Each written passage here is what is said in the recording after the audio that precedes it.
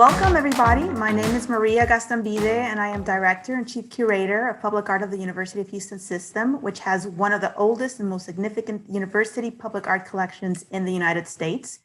I am delighted that you are joining us today for the fourth Color Talk, which is our monthly series of conversations where we connect virtually with the artists of Colorfield, UH's first curated exhibition of outdoor sculptures. The exhibition is on view through May 2021, and it features 13 large-scale works by 7 contemporary artists whose variety of different approaches address issues related to color. This evening, the Miami-based artist TYPOE, who is known for his playful and pop-inspired sculptures, joins us in conversation with Dr. Roberto Tejada. Roberto is a poet, art historian, curator, and writer specializing in Latino and Latin American art. And here at the University of Houston, Dr. Tejada holds the Hugh Roy and Lily Krantz Cullen Distinguished Professorship in English and Creative Writing, as well as Art History. Before diving in, let us take care of some housekeeping issues. We've planned a 40 to 45-minute conversation, followed by a Q&A session at the end. Please submit your questions at any time through a Q&A chat box. And TYPOE and Roberto will do their best to go through as many of your questions as they can. And we've also set aside some time upon the conclusion of the conversation for a quick survey. So without further ado, join me in welcoming TYPOE and Roberto. So take it away, guys. Thank you, Maria. Great to be with you, TYPOE. Yeah, it's great to be here, Roberto. I'm excited. Likewise. So I'm really looking forward to this conversation, and it'll last about maybe 40 minutes of our going through your work, and then we'll open it up to questions. But for those of you who are viewing, if you have questions at any point, we might address them as we move forward. So it's really been a pleasure to go through your work, TYPOE. You know, you're an artist who brings together both urbanism and urban interaction, public art, street style, muralism, graphic design, fashion, collective practices, DIY modes of display, and this kind of interface with commercial branding and the global language of art. And I've seen that on your website, you describe your work, and I think this might be a baseline as we move forward into the temporary installation that's at the University of Houston campus. You talk about this constant tension between the dark recesses of the urban underground and the shimmering bling of celebrity. And I think that it's expressed in the kind of materials that you choose. It's expressed in some of the themes that you address. So I thought that what we might begin, I know you've been asked about this, and I think it's important to your practice.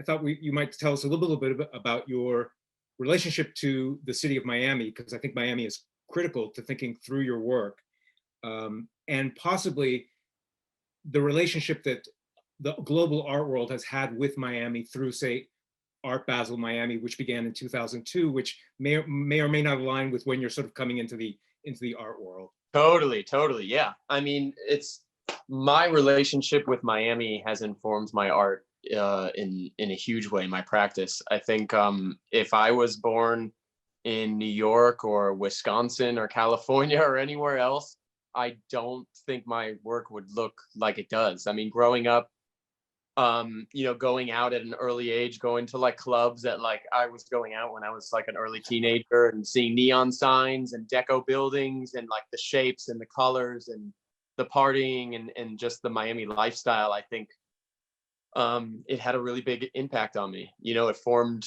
who I was then and who I've turned into now, and I think in terms of Art Basel, I think when it first started, I don't know how long it's been now, like 15, 17 years, something like that. Yeah. But, when they first started, I remember going to Wynwood, and we would walk from Dorsch's gallery, Brooke Dorsch, and then like 15 of us would walk together through Wynwood because there was nothing else there, except for crackheads. And then we would go to Locust Projects, which was a nonprofit art space in Miami. And like that was like the art scene. And then there was like Objects Art Space and a couple other things back then, maybe Fred Snitzer and Coral Gables, but there was no collective sort of group conscience then. You know what I mean? It was like everything was scattered, everyone was scattered. I was probably like 20 at the time. I'm 37 now. So it was just like the rumblings. And every year that Art Basel came back, you felt something growing more and more, like more people coming to the city, more people being familiar with the city, more people from Miami being put on. Like I think it helped my career in a huge way. I didn't have to go to Switzerland or Hong Kong To to be the exposed to all this art. yeah, they came here so I could properly prepare. And then when they came, I could have my moment and everyone could figure that out. And that's exactly what I did. Like I knew what it was. I understood the value, and I kind of I used it, you know? One of the things that is unclear to me in terms of the timeline is when Art Basel begins in the early 2000s, when do some of these studio spaces begin to open, like Fountainhead Studios, where I think a lot of the artists were interacting, because I think this idea of collaboration comes out of that sort of living together, working together ethos that Totally, came out of totally. that. Yeah, Fountainhead's been around for a number of years, because I had a couple studios with them, and then there was also a side project called Fountain House, and it was myself, Christina Le Rodriguez, Clifton Childry, and Augustina Woodgate, and we all shared a house together in this neighborhood that was near Dan and Catherine Mikesell, who the founders of Fountainhead. It was near their house, and so they had another house, and then they let us utilize it and as our practice, which was amazing, because up until then, I think at that point I was using my living room as my studio, and so I was like cooking food on top of sculptures, and it was just kind of like a mess, you know. I was just figuring it out. And then this is when some of the new galleries begin to emerge. And maybe you could say something about Anthony Spinello Gallery, which you have a relationship with, both before being represented and then being represented. And then maybe you could say something about your alternate path to an art career and a practice as an artist that didn't necessarily pass through art school or an MFA program. Yeah, definitely. I think, when Anthony represented me for about 10 years. We split about 5 years ago now, maybe 6 years ago. And then, so when, he came and did a studio visit with me. Well, okay, first, I actually started very unconventional. I think I was told to sort of the people that I looked up to were like, find the place that you want to be at and put yourself around those people.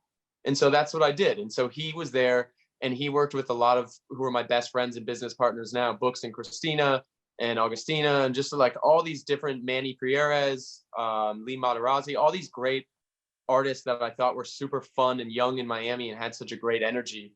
And I wanted to be around it. So I went there and I would take out the garbage. I would help paint the walls. I would help do everything like for free. I just was around. I didn't even ask him to look at my work.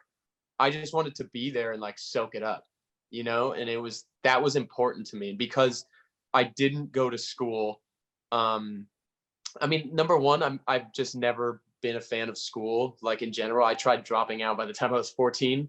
Like I just wanted to go into art. Like that's all I wanted to do was make things. And like, since I could move, there was never confusion about what I should be doing. My parents knew it. I knew it. Like that's all I wanted to do was make stuff. And I really just wanted to get from point A to point B. But I knew, one of my friends, Tao Ray, who's an older artist in Miami and somebody that I looked up to growing up, he gave me probably one of like the most memorable pieces of advice, which was make sure that you know your history, whether you go to school or not, because you don't want to waste your time reinventing the wheel.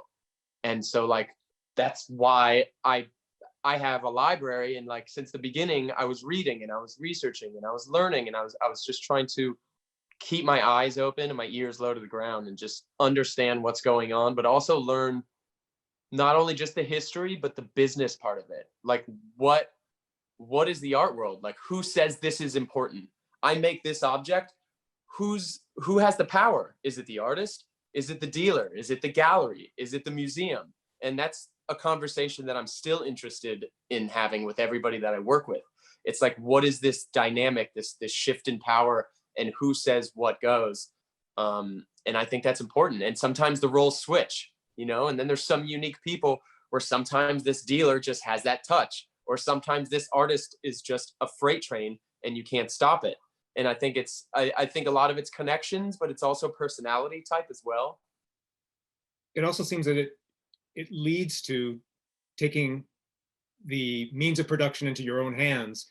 And you mentioned Books Bischoff and Christina Gonzalez, and you eventually formed your own gallery or collective space, curatorial enterprise that is primary. And maybe you could say something about that.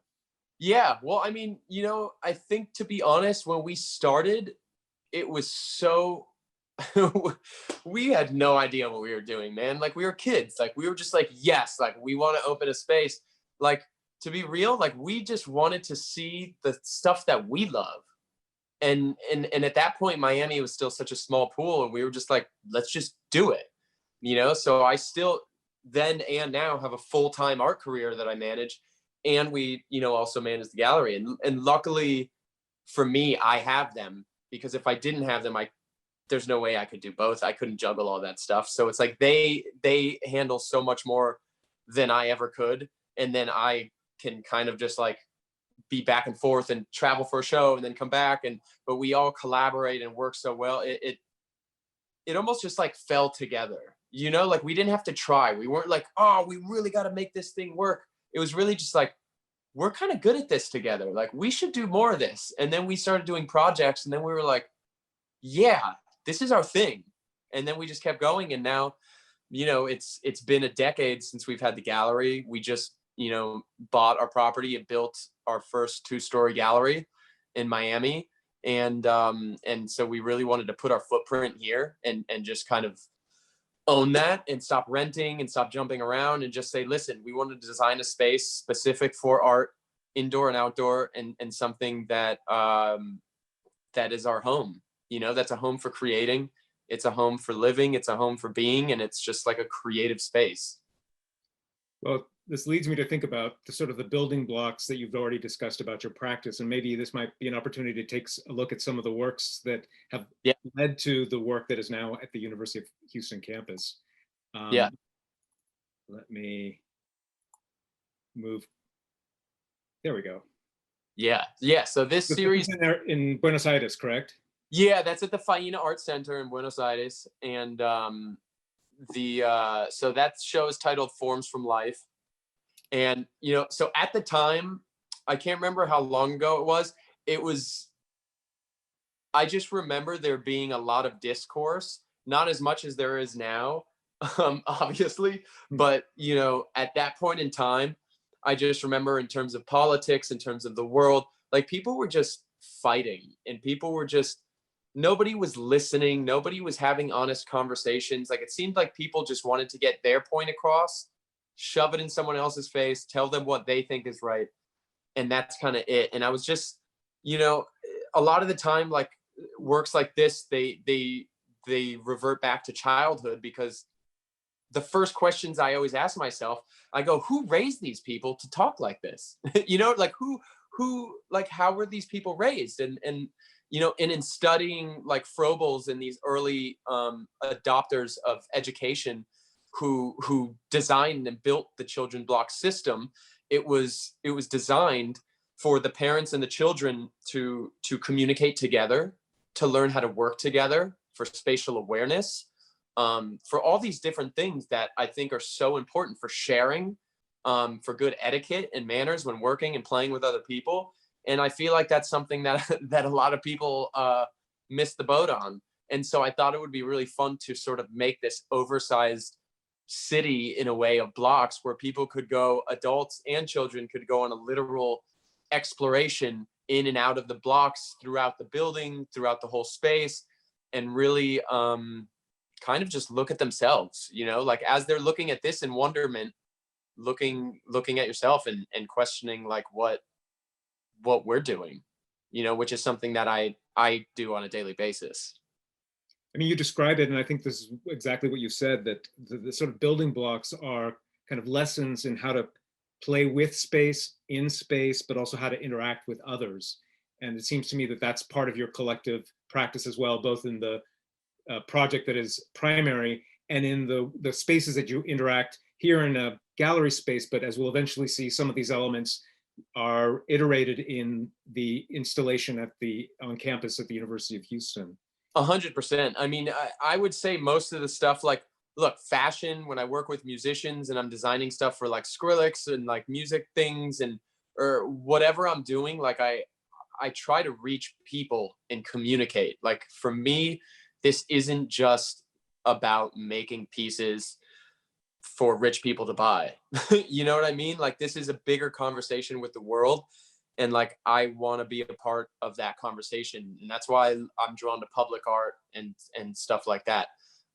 If you look through the blocks, in some of them, you'll notice there's like a little black bird. There's like a raven, which at the time, it is, since then, it's become like a staple in my work. And it kind of is a reoccurring theme. But I was reading a lot of Edgar Allan Poe. And to me, it was like this little sort of beautiful reminder of like death, you know? And it's this sort of like, and not in a dark way, but in a way of like, I know it's coming. And like, therefore, I should appreciate and love every second of today while I'm on this adventure, you know? So there's like a number of blocks that I designed myself, like the tombstone, the bird, the hourglass referencing time, all these things. Even I don't think I ever told anybody this. So those stairs right there, so it's actually 12 stairs, which because I'm in recovery. So those are referencing the 12 steps, which is also like religion and all these other things. But that's something that was just like a little secret for me to know while I was running around the exhibition, because it's a part of my life, you know? There is we'll see in some of the other works that there is this reference, I think, to death. And it's sometimes the kind of death drive that's associated with consumer culture, or it's the kind of unseen cruelties that are often invisible in childhood. And yeah, sometimes the references to Disney World are in your work are also about this, the kind of the happiest place on earth is actually maybe not so happy, or the kind of right, or the kind of pleasures that we get from consumption are probably not as pleasurable as we'd like to think. Totally. Well, and that's the thing. It's like the good and the bad. And you can't have anything in life without the light and the dark. And I always feel like, yeah, like if I'm in a dark space, I think about the light things, you know, and like that always brings me up. And the same thing, like when I'm just in a regular mood and I do think about something like death or just life being limited, I do get brighter and happier for some reason. Some people think it's a really dark way to think about life. I think it's beautiful because it's natural, you know, like we're all the same and we're all going to reach the same end, whatever it is, however we believe. And like, I think it's beautiful that we get to cherish these moments that we have right now. And I think you try to bring these ideas in the public arena or in the public sphere. So we're now looking at Brightline, which is a public project that is tied to the intercity rail service in Miami, correct? Yeah. Train station downtown. And I really just wanted to pull people and push people throughout the space using sort of optic art and kind of like give people like a little adventure there, you know, because it was just this weird space and this weird hall. And like if you go to I think it's the next one where it's like it goes towards the bathrooms, it's sort of like this kind of thing that kind of sucks you in and it kind of goes from light to dark. And I always love, even if it's in design, I love referencing the dichotomy of that. It's just something that's just always there and it's natural. Like I don't even think about it. And then I'm doing it and then I'm like, oh crap, I'm doing it again. You know, and it's just there. It's like a knee-jerk reaction. Well, one of the things that I've, not having been in this space myself, but I would imagine that, my guess is that your work is also meant to activate experiences in the viewer or in those who transit these particular spaces. And I wondered to what degree if you've actually documented the interaction with the public and this work, because I think it does activate a certain kind of feeling or mood. Well, it does. And you know what's funny is I actually I actually watch people interact with my art all the time because I wanna know what it's doing. You know what I mean? Like it's one thing for me to just make something and throw it out in the world and never think about it twice again. But I really want to know how people experience it, how they glance at it, how they don't glance at it, you know? And I think that's like half of it to me is just like that interaction with people. I love that. I think it's true also of maybe more so in the next project. Oh, well, here is the final one with you're also creating these sort of trick of the eye spaces that playing with the idea of what is actual sort of three-dimensional space and what is two-dimensional reality. Yeah, because in this area of the train station, there's like escalators everywhere and stairs everywhere. And even again, this staircase to nowhere, is it a staircase to heaven? Is it a staircase? I don't know, you know, and I love that you can't see where it goes. And I just love the unknown, because I feel like a lot of people always are quick to have answers. And I'm okay with just having the questions. I have way more questions than answers. I don't know anything. I've been on this planet for no time at all. And I think like for me to say what's at the other end of those stairs, like, I don't know, but it's fun to think about, and it's fun to challenge and see what it's going to be when we get there. Actually, we have a question in the Q&A by Jessica Moritz this might be the perfect moment to ask. She asked, have you considered optic art mixed with realism or hyperrealism that might bridge between the abstract and the concrete? Totally. Yeah. I mean, I've thought about, it's funny because probably 90% of the stuff that happens in my studio, people will never see. And like, so I've done stuff like that. It hasn't made it outside into the world yet because I'm probably just insecure about it, but maybe at one point it will, and it's just not the right timing. I think it's also the project too. Like I love site-specific projects. Even when I'm thinking about a show, like when I had the show at the Fine Arts Center with the blocks, I'm thinking site-specific in terms of where it is, but I'm also thinking about the time in history. And like, to me, that's so important. So I think there might be a perfect time that will call for that. And when it does, I will approach it with no fear and see what happens. Excellent. So we're moving into an aspect of your work that we'll see some parts of, and it has to do with language and numbers and childhood. And again, this idea of the Froebel sort of method of early education. But this is a work at the Faena in Miami, if I'm not mistaken. And yeah, at their Casa Claridge's hotel. And this is called Elevate, correct? Yeah, and basically this, you know, a lot of the time I'm trying to like solve something or again, ask a question. And to me, I think everybody on here understands exactly what I'm talking about. Like we all have the same problem in an elevator, right? Like the communication. You either look at your phone, you stare at the corner, you look at the buttons, or you just stand right in front of the door and you hope to God that that door opens as quick as possible so you can get out of the elevator. And I wanted to change that. I wanted people to play. I wanted people to interact. And like, so what I did was I outfitted the entirety of this elevator in iron. So it was magnetized. And then I covered it with refrigerator magnets. And they were all, it was fun. I got them all from South Beach tourist shops. So it was like all these like crazy sort of hilarious things, and like sandals and sharks and like beer mugs and shot glasses and shit. And like just, you know, letters. And so it was cool. And what I found out by just watching for days is that not only did people play, but they didn't even get off on their own floor. They kept going up and down and they kept playing. And then what was even more interesting that I didn't realize till later is that they were not only communicating with each other while playing, but they were communicating into the future with future riders when they were leaving them messages. And after I saw that, my mind was just blown, because it was just changing this space and what its intention was. That was probably one of my most successful moments inside, because I was just so happy that I was able to create that interaction with people.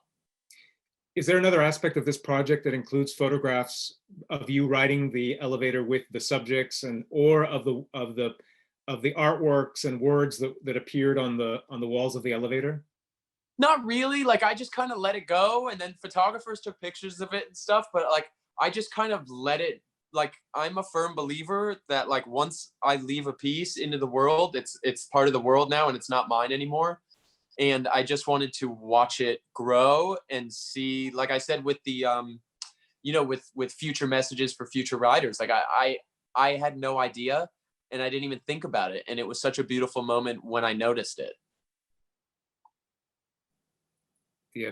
And is this the outside of the space? I wasn't sure about this image. No, so this is in the center of the design, in the Miami Design District. And so I was commissioned by a developer group. This building actually used to be a law office, and I used to walk by it every day because my studio was next to it. And I would just like, it was such a perfect building for me. Like I could just see my work in it, and it just killed me that it wasn't mine. And so I had a conversation with them, and they ended up commissioning me to do this installation, and it's still there. It's been there for a few years. That's, part of this is the idea, I think, that is definitely true of the works on campus, but trying to take a space that has either been neutralized or made sort of invisible by the fact that we've disenchanted it in some kind of way because of its ordinariness, and then re-enchanting it with this very bold color scheme. Totally. Yeah. Yeah. I mean, it was such a sad building, and it was an old law office, and it was just like, I don't think anyone's used it for a decade. And it was sad. And I was like, man, this building needs some love. This is where maybe the language aspect of your work really sort of comes to the fore. And maybe in another project, if we have time to talk about Words Travel Fast, which you were involved with as well. But maybe you could talk to us a little bit about maybe what your relationship is with maybe language in public space. I'm thinking of Lawrence Weiner and other conceptual artists who definitely wanted to make sure that certain kinds of statements were in public space. Well, I mean, one of my favorite artists is Ed Ruscha. I have actually 2 tattoos that are Ed Ruscha pieces on my body. But I love text, and I love poems. I love poetry.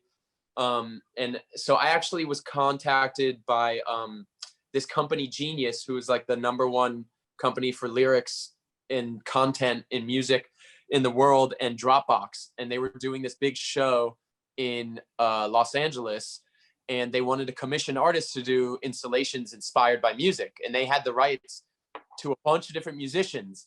And immediately I looked at the list and I saw Biggie, and I was like, oh shit. And I was like, I need to get this, because like this was like, if you heard the song, like it was all a dream. I used to read Word Up magazine. It's like that, the second you see it, it starts playing in my head. And I know for everyone else in my generation, it's like, it's just knee-jerk reaction. I don't have to think about it. It just flows. And when I was able to do that, I was just so excited, because for me, it was something that I could reference, #1, childhood and like the dreams we have, which I thought was so beautiful. But then it's also like the conversation that he's having about like, just like, you know what I mean? Like just in terms of selling drugs and having to keeping it, like keeping yourself alive, you know what I mean? And it's like, but again, I think everything starts from childhood, and I think everything is about how we treat each other. And I was just really excited, because I've been wanting to do sort of these children blocks for a really long time. And this was like my first opportunity to kind of jump into that. Now, has this ever been in public space that is outdoors? No, so that was in downtown Los Angeles, but it's made of wood, unfortunately. And that's what the budget called for. And but it's funny you say that, because today I was actually talking about doing a metal version of that with someone on my team. So soon to come. If we have time, but I also want to talk about the way you use, say, It Was All a Dream, but you've also used language, for example, to go back to Disney World, that has a kind of sometimes either magical or sinister side to it. I think in the Words Travel Fast exhibition, you have the text that says, here you leave today and enter the world of yesterday, tomorrow, and fantasy, which is in Disney World. Yeah, so that's on a plaque when you walk into Disney World. The funny thing about that building is, so my studio was upstairs in that building, and below it and next to my studio were 2 huge nightclubs in Miami. And I loved that, like, here you leave today and, enter the world of yesterday, tomorrow, and fantasy. And you're going into this club. And it's like, that's where I was all the time, hanging out with my friends. And I just thought it was this like really fun reference. And because a lot of Disney stuff is so dark, like when I take a lot of, I used to do a lot of neon text pieces with Disney quotes from characters. And once you take them out of context, they're really, they're really intense, Well, that makes us, I think, in this work here, Confetti Death, where you have the sort of well, unusual materials that are the caps of either spray paint or other kinds of caps that Yeah. are this kind of uh, waste heap that leads to the jaws of a skull. Maybe you could tell us a little bit about the alternate materials you use: gunpowder, fire, plastic, spray paint, and the move to, say, the aluminum that we'll be looking at in the public artworks. Yeah, well, when I was making this work, this was in like 2009, I think. And this is actually so very interesting. So turning back to the Art Basel conversation, I made this in 2009. I showed it during Art Basel Miami, and it was photographed, and it was the most photographed thing that year, and it was all over the world in 1 week. And from that moment on, I was typo, and this was my career. From the day before that and before, it was not even close. There was nothing in comparison, and honestly, nobody really cared. Like, I was doing some things in Miami and doing some stuff, but my life pre this and after this are night and day. Now, And are you talking so, that it went viral in terms of social yes, media? Yeah. yeah, it was I mean, it was on covers of newspapers, it was all over. Then it became like the the thing for the fair, and they used it for all their press, and like it was just kind of everywhere. And at that point in time, I didn't have the funding. I didn't have the things to make aluminum or to make bronzes or to make it. I made this in my dad's workshop at my parents' house. You know what I mean? Where the rest of my sculptures for my show were in my living room. And it was like, that's just what I was doing at that point in time. And you know what I mean? I think no matter what, if I think being resourceful is really important. And I think that's something that in the States is something that is forgotten, because I've been to a lot of different countries. Like, we went to El Salvador, did studio visits where kids are drawing by rubbing paper onto the streets because that's all they have. And here people are like, oh, well, if I can't get it gold plated, then it's not happening, And there's something about that investigation of the resources around us that to me are so honest and so important, and also are part of our landscape. Like, these were all spray can tops that I would find walking around on train tracks every day. So I was looking for trash, picking it up, cleaning it, and then using it in sculptures. And then when I started making more of these, I started a program where I started hiring my friends from all over the country. And I would say, listen, if for every garbage bag you get me, I'll give you $100, which for me was a lot at the time, until I had to stop because all my friends started giving me garbage bags. And I was like, dude, I don't have this much money. So I stopped that. But it was fun because I was giving my friends money, which felt really good. And I love, even to this day, I work with my friends. My friends are my family, whether they're assistants painting with me and they're my left and right hands, whether it's my representation, whether it's, my studio manager, whether it's whatever it is, like, they're all my team and my family, and we trust each other with everything. And that's the only way I would ever work. We'll talk about some of that collaboration in a little bit. I'm looking at this image again now, and I can't help but think that when you mentioned Art Basel 2009, it coincides with the financial crisis of 2008. And in a sense, there's this kind of jubilation, but also kind of, again, decay in the actual object of the skull that combine, that say something about the sort of the global art world. And it's on the one hand, it's celebration of a kind of market-driven force that is unsustainable, as was the case in 2009 with the financial crisis. Yeah, absolutely. Yeah, it was one. And what's funny about that is we started our gallery 2000. Right. And so we started it in the hardest time. And once we made it through that, we knew we could make it through anything. And that was kind of like our indicator. We were like, okay, we got this. If we can sell art through that, like, we're good. And again, this was sound stuff. So I worked with the Fashion Institute of Mongori in the design district. They're from Italy, I think. And but they just opened up a fashion school here. And this was all found stuff. Those are play balls on the head that I cut in half. and there was like mats and picnic things and stuff that made the dress. And I collaborated with, Massimo and some of the peeps over there. And this was just like a fun call to action about waste and the things around us. And that's something that, I'm passionate about and that I think is interesting. So this was kind of like my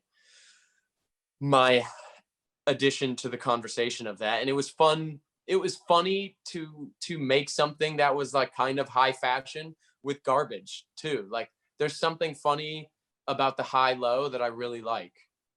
But you've navigated, I think, really in very interesting ways the relationship with, say, fashion, because you have worked with, say, designers like Del Toro shoes to create and design footwear or a Totally. specific shoe, Yeah. right? Maybe you could say something about that, how maybe I think that the art world has a kind of piety about itself that often looks askant or with some suspicion at any kind of relationship with the commercial world. Look, I mean, I think, what I always talk to my friends about that are artists is I say, like, number one, what is your goal? What do you want? And then that's going to determine your actions and who you work with and what you're doing. Because like, if you don't know what you want, like if I ask myself what I want, and my want is that I want a solo show at the MoMA one day, well, then all of my actions are going to be deliberate towards that. You know what I mean? And I want to connect with people. I want to work with people. I want to create things that bring joy and that challenge and that start conversations and that ask questions. So I want to go through as many platforms as I can. And a lot of it, like, it is thought out and planned out, but it's also just natural because that's who I am. Like, I love fashion. I love music. I love architecture. I love design. I love renovations. I love building. Like, I love art, and I love the business of art. I think it's really interesting what we're all doing here. And I love the history of it. It's romantic, but it's rough. It's cutthroat, but it's beautiful. And it's like, you can choose your own adventure. Like, you could be in the scene where it's looked down upon. Like, I've had artists come to our gallery and they talk to me and they're like, look, man, like, no one I work with has ever let me do this, but I would love to do a limited edition hat or like a shirt one day or something. And they confide in me and tell me this. And I'm like, dude, fucking do it, man. Like, we're not getting any younger. Like, live your dream. Like, why not? Like, no, I think you should never be afraid of looking silly if you think it's right. If it feels right for you, you do it, because you're not here to make work for anyone else. Like, you're here to do what you're here to do. And you're the only one that knows what that is. Like, no one could have told Elon Musk that he was going to create all the things he was doing. He had to just go do it with or without anybody else's help. And it's the same thing with anybody that's creating. It's like, you just do it, whether people like it or not. I think in the same way that you've worked with, say, commercial fashion, you've also had to work with developers. And maybe you could say something about, we're looking at Rag and Bone and a mural, but you've also worked with the Wynwood district, and it is working with developers and having a sense of how spaces change with certain kinds of activations of these spaces. Well, I think part of it is seeing, because when we started that project specifically in Wynwood and bringing all the murals there, however many years ago that started, it was hard. Nobody wanted that. Like, there were actually, people were getting fined every day. There was probably 3 murals at that point in time, and mine was one of them on the Margulies collection. And people were getting fined every day until they took it off, because the city lumped in murals with advertising. And so once, mine was on the collection of Marty Margulies, who's one of the largest collectors in the world. And he called me and he said, listen, TYPOE, like, the city called me, they're trying to find me. I have a team of lawyers. We're going to court. Do you want to come and take on the city? I said, absolutely, 100%. We went, the city backed out, never showed up. And from that moment on, team primary, we took all of Wynwood. We invited, everyone from all over the world, Retina, Shepherd Ferry, kind of the whole list goes on for miles and miles and years. And we took that whole neighborhood in like a year. And that was the start of a movement. And it was also the start of something that then started spanning in other cities and countries on a massive scale, but also used by developers, because we didn't realize that it was a tool for gentrification. And once we realized that, not only were we pushed out of the area, but all of our friends were. And then, you know, everyone's making money off of our hard work. We're driving around, mind you, in Books's mom's van with a ladder hanging out, like, you know, making $0, like just doing it for the love of the game. Because, you know, at that point in time, I wasn't making any money off of my art. I was selling furniture at West Elm. You know what I mean? And then I was doing this after work. And that was like my hustle. Have you had a chance then to kind of, given your position now with your own gallery space and representation, to sort of speak about that contested space with the ways in which cities use artists to make certain areas profitable for certain aspects of urban life? I mean, people consult with us now. Like people fly in from all over the world and ask us, what did you guys do? And we want to work with you and this and that and whatever. And I think it's our job to number one, support artists and make sure artists are getting paid. But number two, make sure that we're trying to build communities responsibly. Like ask the right questions. What's the history? What's going on here? What's the future of this? Like, you know what I mean? And we definitely do that. And we try to like take the jobs that we feel like are right, that we could add some value to. And the ones that we feel like aren't right for us, we leave and somebody else can take it. Excellent. So this now sort of leads us to the University of Houston and the Colorfield project, Forms from Life. We've seen some of the shapes and sort of building blocks that we saw earlier. Is there something that you had in mind of the particular kind of configuration when you saw the campus or representations of the campus that you wanted to sort of inflect in this space? Well, you know, I really loved, because there's been 3 iterations of this going to different, you know, sort of museum spaces. And I love that this was very different because it was like half surrounded by a fountain and there was a path coming up to it. And so there was a lot of control over how you were going to go up to it. But then also like this, from far away, you see it. So it was just really interesting. And so every way I showed it, it's been a different setup so far, which has been fun because people can interact with it differently every time. You know, and I want different amounts of space and kind of just like flowing depending on where it was. There's some very nice signage from the Colorfield curators that relates your work to the Memphis Design Group and also to the playground vision of Noguchi. Noguchi, one of my favorites. I mean, I can't even tell you. The first time I saw a Noguchi sculpture, I was at the Guggenheim in New York. And it was, the title was The Cry. And I swear to God, I almost cried. Like I sat in front of it for over an hour and I was so moved by how passionate and how in his simplicity, he just caught so much. And it was just so beautiful.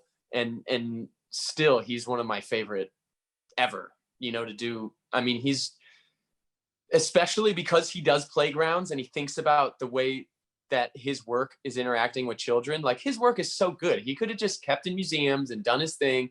And it's like the way he thought about interacting with communities was just so ahead of his time and was so beautiful. This leads perfectly to one of our questions. I think we can definitely open it up now to the audience, the viewing audience.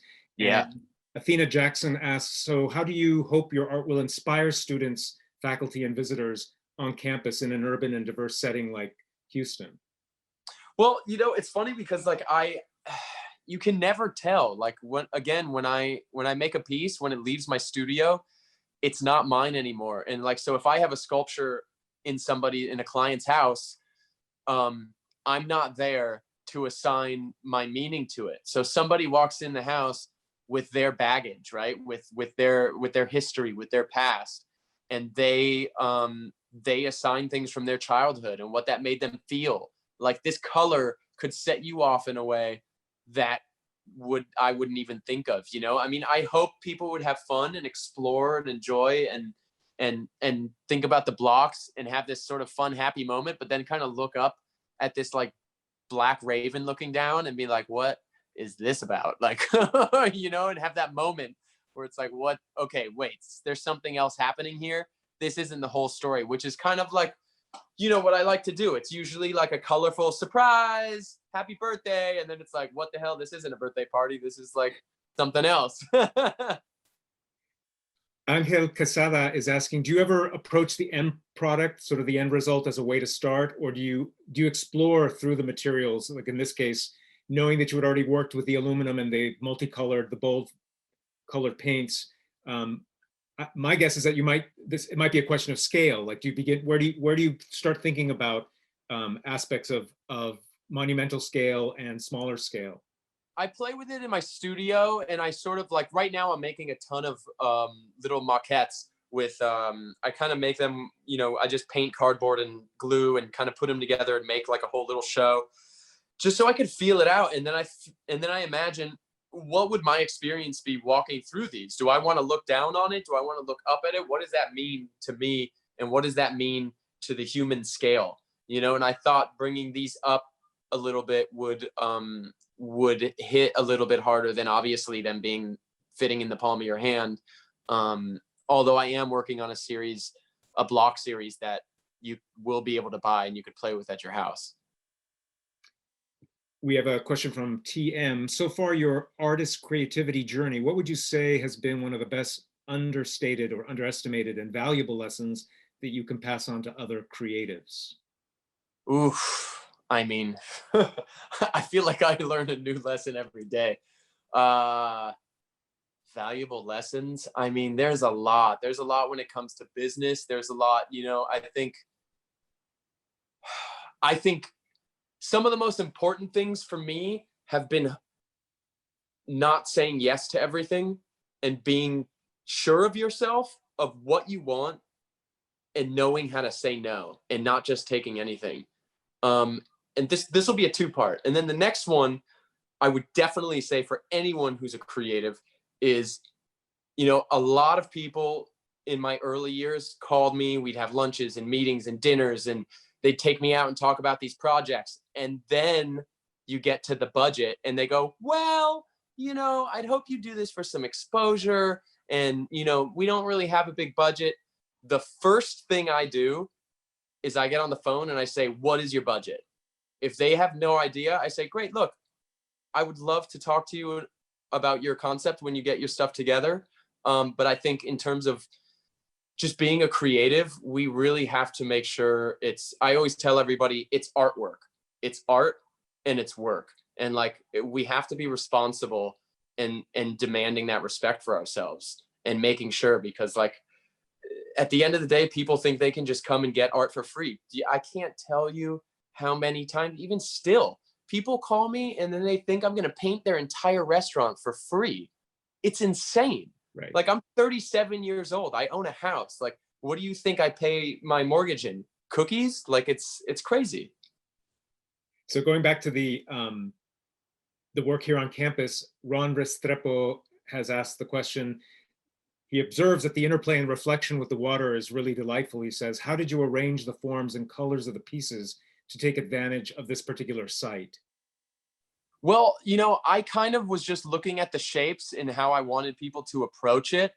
And the funny thing is I didn't realize the reflection in the water until I got the pictures right when they got set up. And then I was like, this is beautiful. This is gorgeous. And now it's like, now I want to obviously do something like in water, or closer to water, or like have more reflective surfaces, or like, I did one show and half of it was I outfitted an entire room in black reflective mirrored plexiglass. So it was all just reflective, and there was just a skull and a smiley face in there, and it was just you reflected in this space. But this is something now that I'm exploring with water that is like a whole nother sort of world.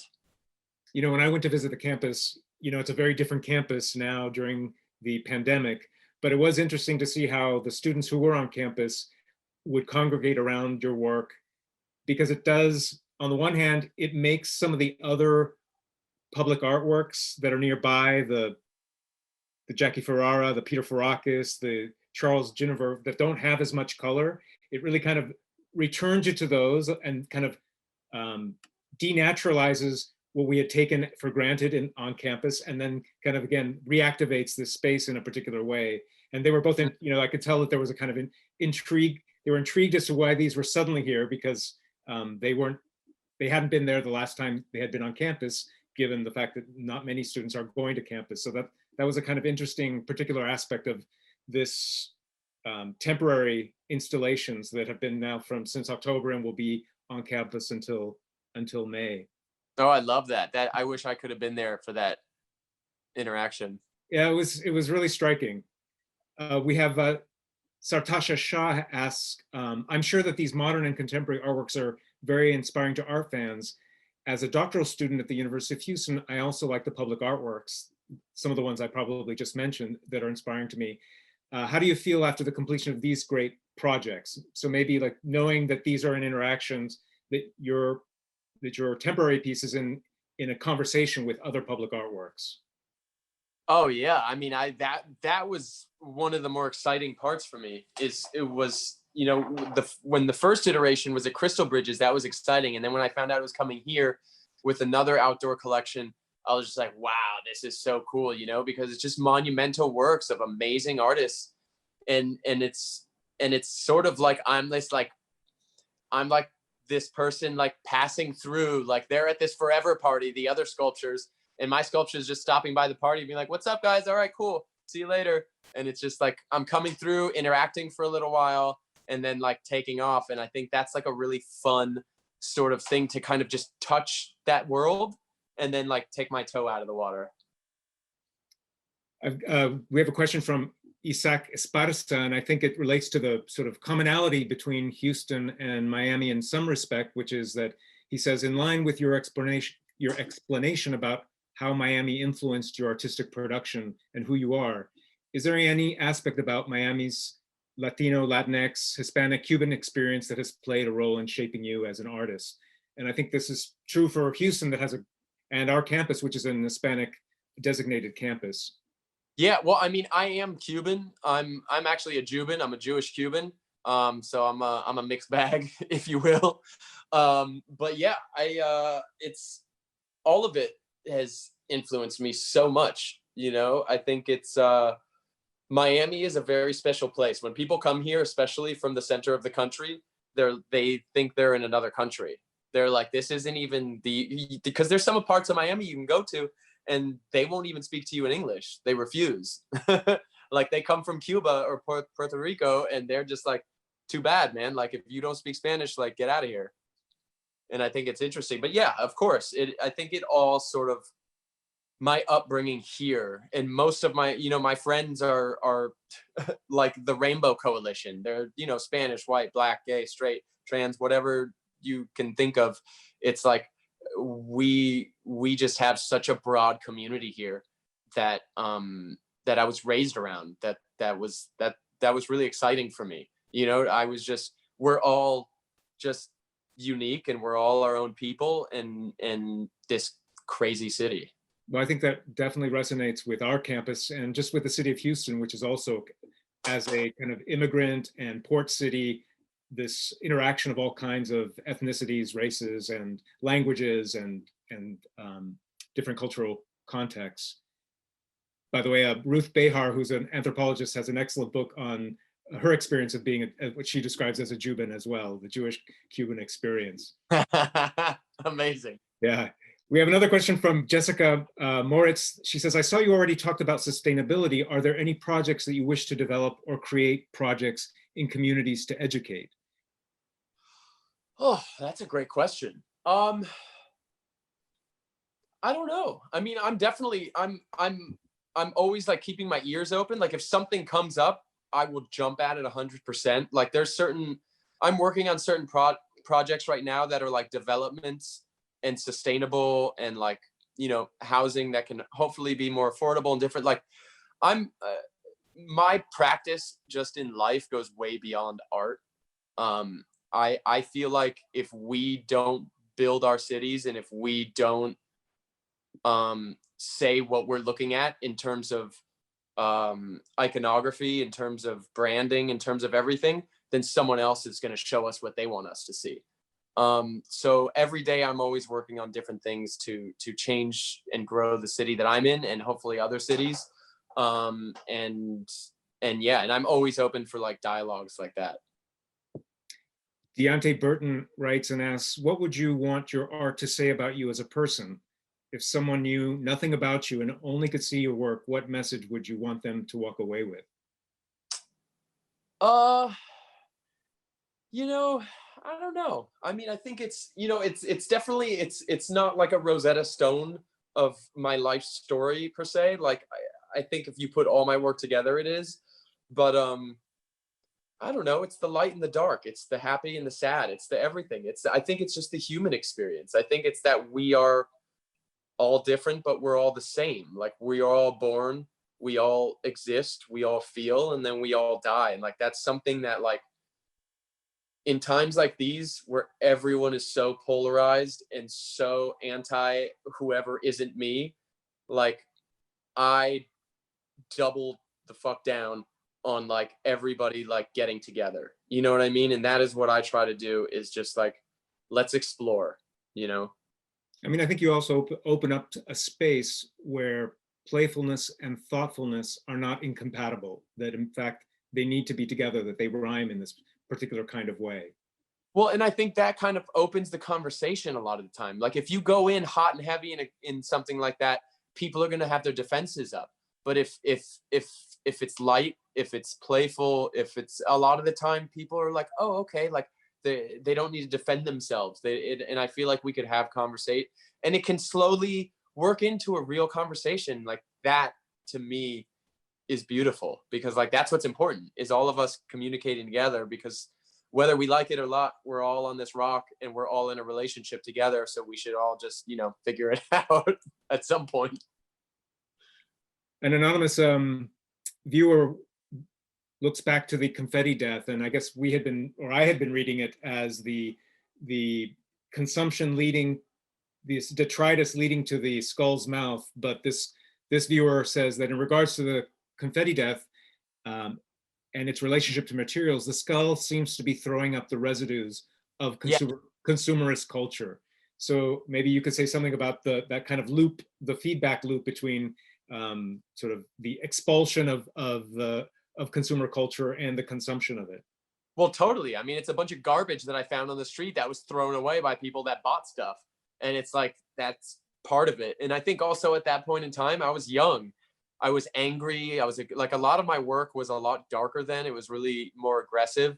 And I think as I matured as a man, as a son, as a friend, a partner, a business partner, everything, I think my work sort of grew with me. Like, I think like there's always this sort of dichotomy of the light and the dark, but there's a lot more light now.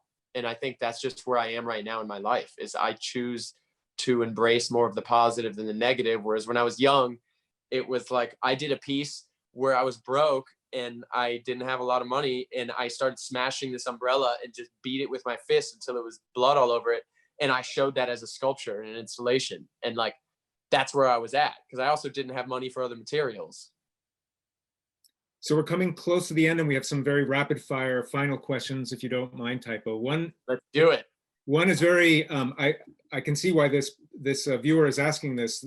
They want to know, have you done, or have you ever wanted to do sets for theater based on the Oh my God, I have drawings for stuff like that. I've been wanting to do that forever. Same thing with storefront designs, sets, architecture. I mean, I have a list of so many things, furniture which I'm starting this year, jewelry, which I'm starting this year. I mean, it's endless, the things I don't have enough lifetimes. I could definitely see Samuel Beckett being performed in front of your building blocks. Let's do it. Finally, the last question would be, what is the most challenging project you ever have done?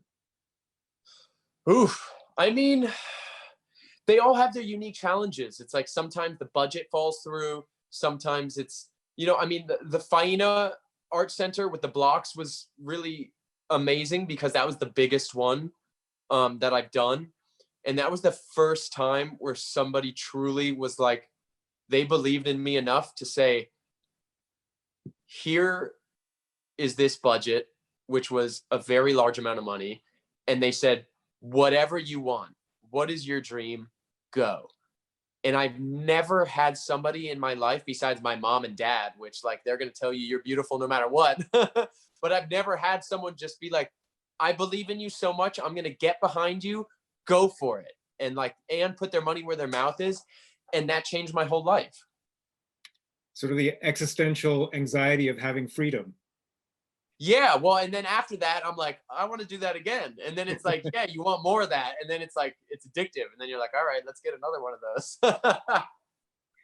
Well, TYPOE, it's been a pleasure talking to you and learning about your work. And thank you to all the audience and viewers who have shown up today.